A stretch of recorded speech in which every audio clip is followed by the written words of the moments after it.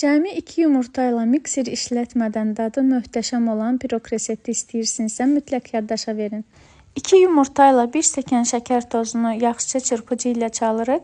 Üzərinə 150 ml qatıq, 1 paçka qabartma tozu, yarım çay qaşığı soda əlavə edirik və 40 ml bitki yağı yaxşıca qarışdırırıq.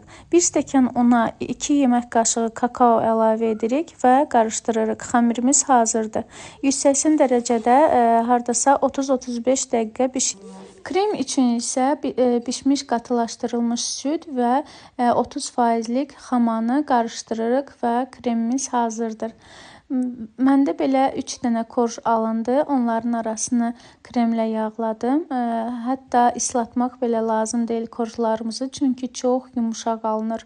Siz də mütləq hazırlayın. Əgər bəyəndiyseniz mütləq bəyən düyməsini basın və fikirlərinizi də yaza bilərsiniz.